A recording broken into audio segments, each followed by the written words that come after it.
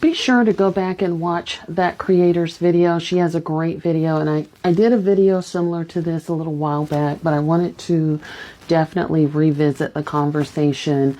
And she talks about the social justice warrior, specifically the Black social justice warrior to whiteness pipeline. And you know, in a video I had done a while back, as well as in this creator's video, she talks about why people who are publicly Afro-centered or, you know, Black liberation specialists, they are publicly saying that they hate white people, right? And that Black people need to buy Black and be proactive in the community more. I'm sure you guys can think of a few people where, you know, especially if you're in the Black community, but they're basically sort of touting like, you know, white people are the devil. And they do this publicly, and they go on, you know, TV, radio, research, all this kind of things, right? And we have people that do this every few years where they're like some sort of appointed Black leadership. And again, they're publicly pro-Black, I hate white people are evil. But behind closed doors, they are almost always with a white partner. And they're almost always immersed in a secret white community life that we don't know about. And so this creator on this last video, which is great, she's asking about that, like, what is that about? Like, why do people do this? And I have some hypotheses that I'd like to share in terms of why I think people do this. And my name is Dr. Natalie Jones. I'm a licensed therapist.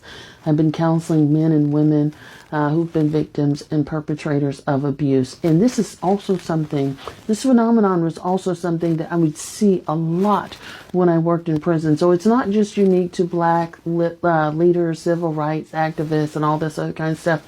It's stuff that I would see a lot in prison, where I would work with inmates and they'd be, you know, Black. And I worked with a lot of Black and Hispanic inmates, and outwardly they would be like, I hate white people. And, you know, it would be this whole like thing. And they would sort of get all these people riled up.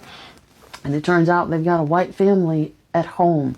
And so one of the reasons why I think that there's a few different reasons on why I think that this happens, right?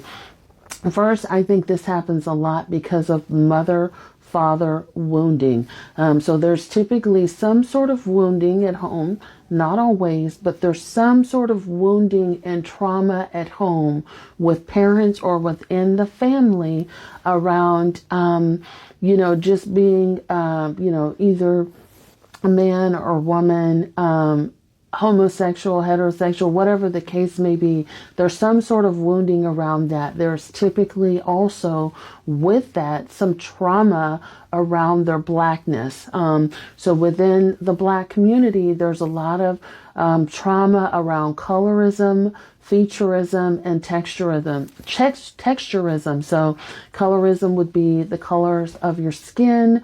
Texturism would be the textures of your hair, and featureisms would be your features such as your nose, your eyes, your butt, your breasts, you know, parts of your body, right? Or aspects of your figure, right? And so there can be trauma around being too Black or too this or too that. So there's a lot of times there's trauma that comes with the Blackness, and those types of people have not dealt with that trauma. Their way of dealing with that trauma is immersing themselves into all things Black. At the same time, they're immersing themselves in all things Black. They haven't really dealt with it. And in a lot of cases, they don't really like it. And so that leads me to my second point. A lot of these people that do this kind of stuff don't really like the Black community. However, the Black community is going to be the only community typically that finances their lifestyle, and accepts whatever they have to say, right? So they will perform and pander to get that check. And I think on the previous post I said that, you know, you see that a lot with actors and actresses, right? That, and there was a famous actor, famous black actor, several of them now, black male actors that started out doing black movies, and then when their britches got too big, they said, I don't want to do any more black movies. I don't want to work in that demographic of movies anymore. I only want to try to get big roles, like big actors, like, you know, and I won't name names, but you guys know, you guys get the gist. You can sort of Google it and check it out, see what you find. But they want to get their comeuppance off of the black dollar, but they don't really want to be a part of that community. So if I can sell myself to people who look like me, I'll be fine because they're going to pay my bills. And that will allow me to feel powerful in that community because they're going to pay my bills. And I'm going to make money off of them. But what they're really coveting, number 3, is power. So a lot of people who do this secretly covet the power that they believe that white people have, which is why they want to connect themselves to white people. This is also why they're secret about connecting themselves to white people. Most of these black leaders who do this in private, and they keep communities separate. They typically keep their black folks separate from the white folks that they they have lives with. It's a true definition of narcissism, right? In narcissism, people have a double life. They're leading a life, and a lot of times one life is built. Most all the time, that life, one of those lives, if not both of them, are built on a complete lie. But anyhow, what I was going to say is that they covet the power that white people have. They covet the power. They covet the finances. They covet the resources. They want to be able to move in spaces that white people do so very freely, and they want to do so with ease. So they don't want any pushback. They don't want any stares. They don't want any, what are you doing here types of things. It's one of the major reasons I think that there's this,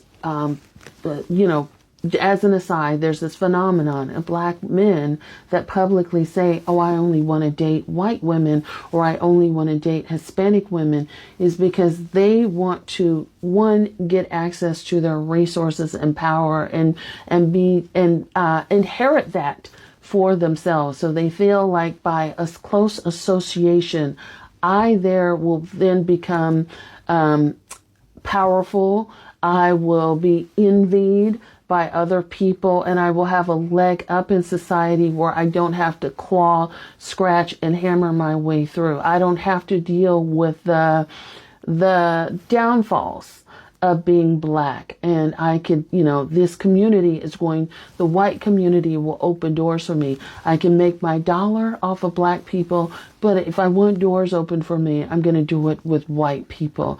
And so I'm going to pander, I'm going to perform. And back in the day, maybe back in the 70s or 80s or whatever, people who used to do this would be called, Uncle Toms and things like that. So it would be a slur like that.